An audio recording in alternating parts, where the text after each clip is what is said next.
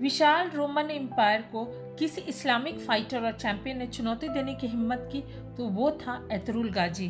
Roman साम्राज्य का जब पूर्व में विस्तार हुआ तो उस इतिहास में बिजेंटाइन एम्पायर के नाम से जाना गया और उस एम्पायर की सीमा टर्की से मिलने लगी।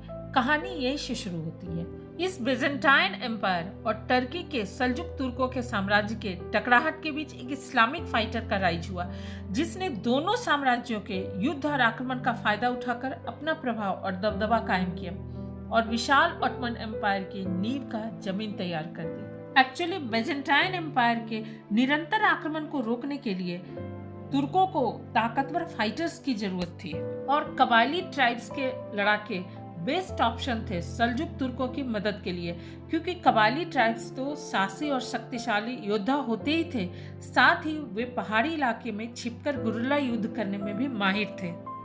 एतरुल गाजी टर्की का बहुत ही जाना पहचाना नाम है। यदि वो सेंट्रल एशिया से माइग्रेट होकर सोगट नहीं पहुंचता तो टर्की में विशाल ऑटोमन एम्पायर की शायद कल्पना भी नहीं की जा सकती थी। नमस्कार, मेरे चैनल हिस्ट्री एंड मैथोलॉजी में आप सबों का स्वागत है।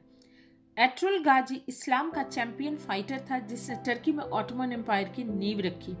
यूं तो ऑटोमन एम्पायर का संस्थापक उस्मान को माना जाता है, लेकिन टर्की में ऑटोमन एम्पायर को खड़ा करने के लिए जो जमीन तैयार की गई वो एतरुल गाजी ने ही तैयार की थी। एतरुल गाजी और ऑटोमन साम्राज्य की स्थापना में उनके योगदान के बारे में जानने के पहले ये जानना जरूरी है कि वो आखिर थे कौन, कहां से आए थे और ऑटोमन एम्पायर की स्थापना में वो कैसे योगदान दिए।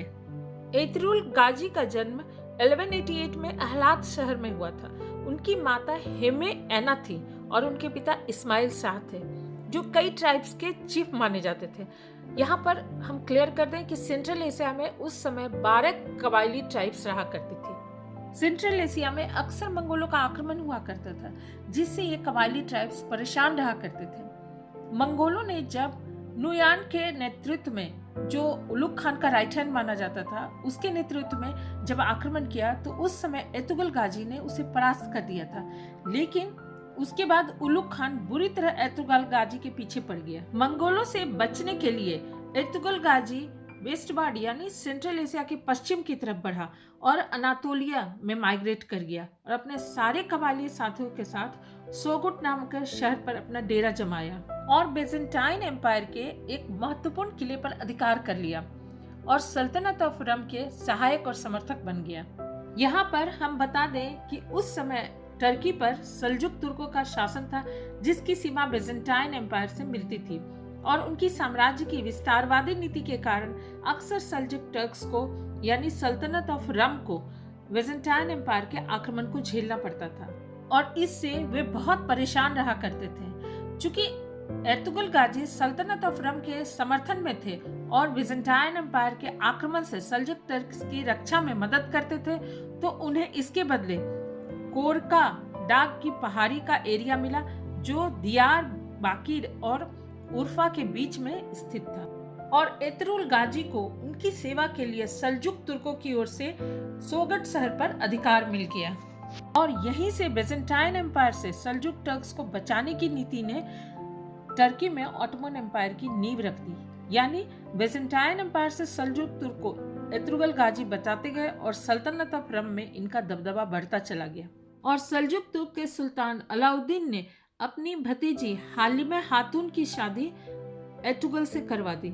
इस तरह सल्जुक तुर्क के दरबार और महल में एतुगल गाजी का प्रभाव और दबदबा कायम हो गया और धीरे धीरे सल्जुक तुर्क कमजोर होते चले गए और एतुगल गाजी मजबूत होता चला गया और अंत में एतुगल गाजी के पुत्र ओस्मान ने टर्की में ऑटोमन साम्राज्य की नींव रख दी। इस्लाम का प्रसार और टर्की में ऑटोमन साम्राज्य की स्थापना में एतुगल गाजी के योगदान को भला इतिहास कैसे भूल सकता है। आज भी सोगट शहर में उनका एक टॉम्ब और एक मॉस्क है और सोगट शहर में आज भी एक एनुअल फेस्टिवल का आयोजन होता है एतुगल गाजी की याद में। उम्मीद है आपको ये इन्फॉर्मेटिव वीडियो जरूर पसंद आएगा। अगर पसंद आए तो इसे जरूर लाइक कीजिए, दोस्तों के साथ शेयर कीजिए और मेरे चैनल को सब्सक्राइब कीजिए।